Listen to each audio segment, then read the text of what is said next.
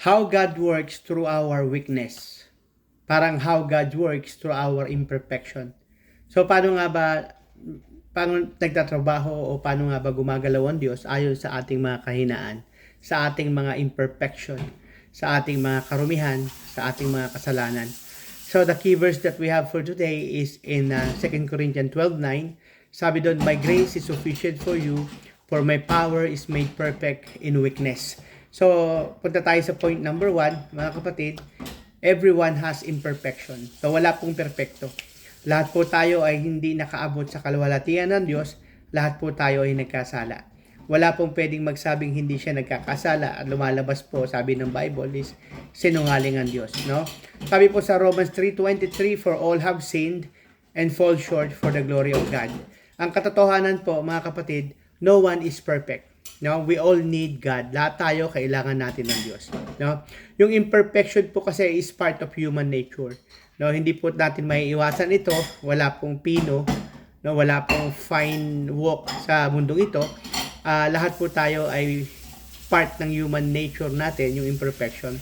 And of course, yung sin affect everyone. No, hindi lang po tayo, even our family, even mga nakapalibot sa atin. Of course, even our daily life. Pag tayo po ay lumalakad sa kasalanan, na maraming naapektuhan, hindi lang tayo, pati yung mga nakapalibot sa atin, even yung mga mahal natin sa buhay.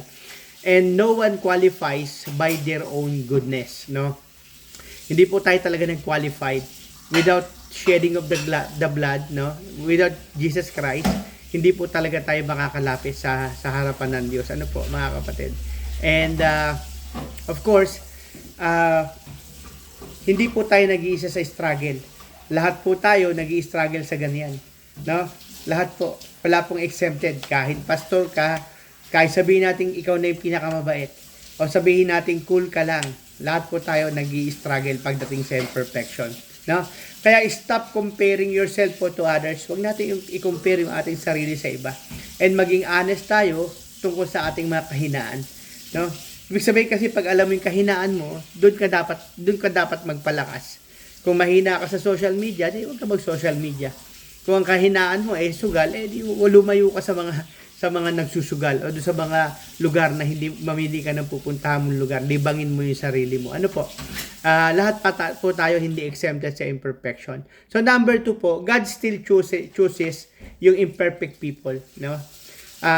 Sabi nga po sa 1 Samuel 16:7, "Man looks at the outward appearance, but the Lord looks at the heart." Naalala nyo po ito, na itong verses na to nung ipinili ng Diyos si King David. No? Hindi po siya tumingin sa kakisigan, sa kagwapuhan, kasi akala ni King Samuel, nasa harap niya ng kapatid ni David, ito na yung aking i-anoint. Kasi gwapo, matipuno, mandirigma ang dating. Ay sabi ng Lord, hindi ako nakatingin sa itsura. Sabi ng Diyos sa 1 Samuel 16:7, nakatingin ng Diyos sa puso. No? So, God looks beyond flaws. No? He sees your heart. Hindi po, ibig sabihin, hindi po pagwapuhan. No? Palinisan po ng puso. Doon po nakatingin ng Diyos. May mga biblical example po, katulad ni Moses, na po, meron siyang weaknesses and fear. No? Kaya nga ayaw niya humarap sa Pharaoh. Si David, no? Nakagawa siya ng serious mistake nung kanyang sinipingan si Bathsheba. Si Peter, no? 3 times dininay niya si Jesus, no? Pero lahat po 'yan pinili ng Diyos. Kaya nga sa number 2 natin is God still chooses imperfect people. Kahit po hindi tayo perfecto, akala natin hindi tayo qualified. We are qualified, no? Pagka pinili po tayo ng Diyos. So don't disqualify yourself na hindi ako pwedeng magamit, may ginagawa akong gano'n. Kaya nga challenge po kapag huba may ginagawa tayong masama, hindi na tayo pwede magpagamit sa Diyos. The more nga po na ginagamit tayo, lalo tayo makukonvict tumigil sa kasalanan.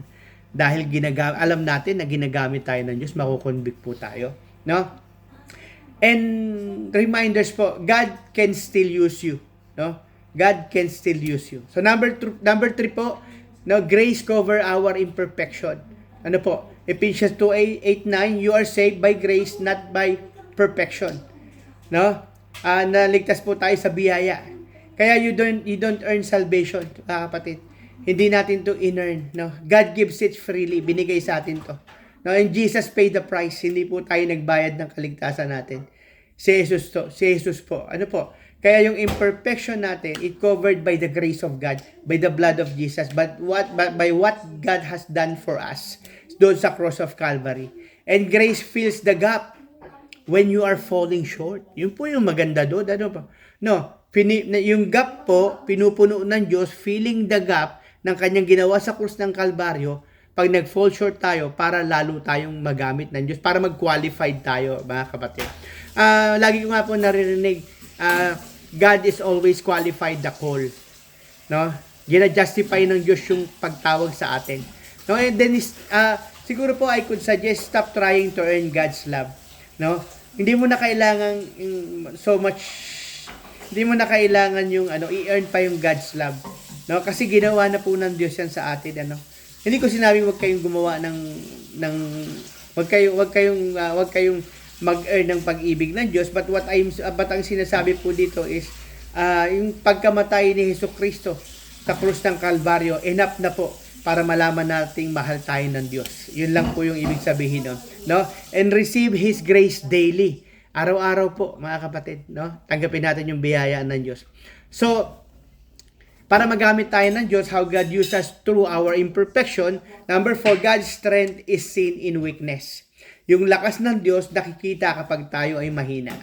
Sabi nga po sa 2 Corinthians 12:9, your weakness where God shows His power. No?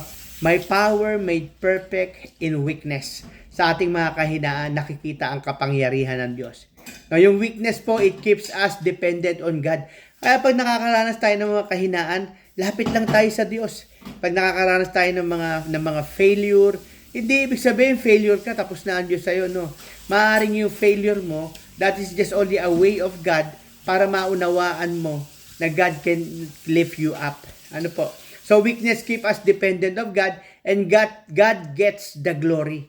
Lahat ng ating mga kahinaan, pag napagtagumpayan natin, or dahil pagtatagumpayin tayo ng Diyos, we cannot get the glory. God's get the glory. Pag nadapa ka, at nakita mo dahil sa biyaya ng Diyos, nakatayo ka, that's not your glory. It's God's glory. No? So, because why? Because the strength comes from God. No? Sa Kanya po nanggagaling yung lakas. So, your limitation becomes God's platform.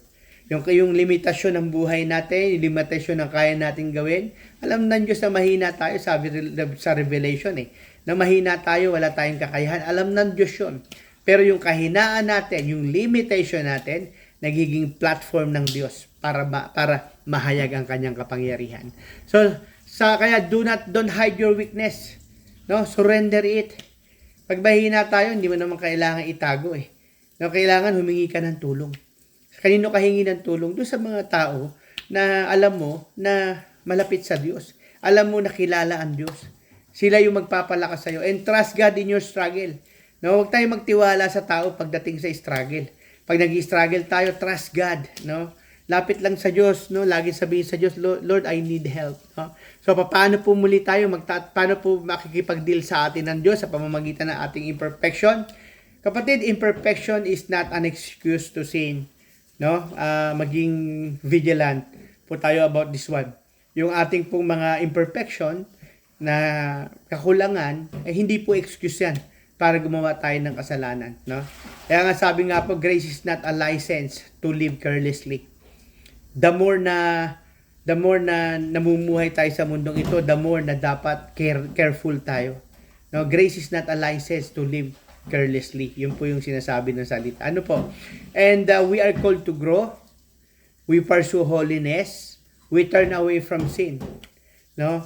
Hindi po ibig sabihin may pinagdadaanan tayo. Ibig ho ba sabihin nun excuse na yun para makagawa tayo ng sin? Hindi po.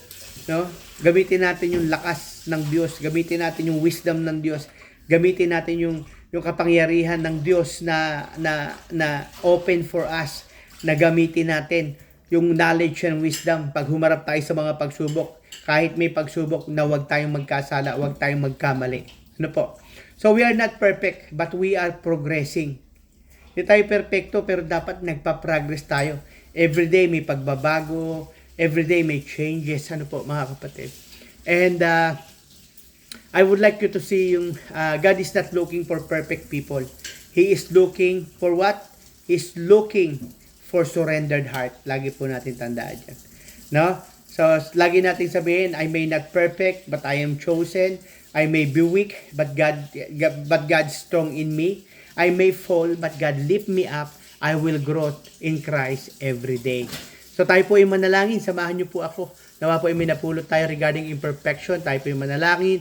Lord, thank you that you use imperfect people. Help us to rely on your grace and not on our own strength. Transform our weaknesses into testimonies of your power in Jesus' name. Amen and amen. Kung may nagustuhan nyo po, I pray na paki-share and like para marami pong maabot ng ating pag-aaral. Salamat po. Muli po ito si Pastor Al ng Shepherd Staff. God bless you all po.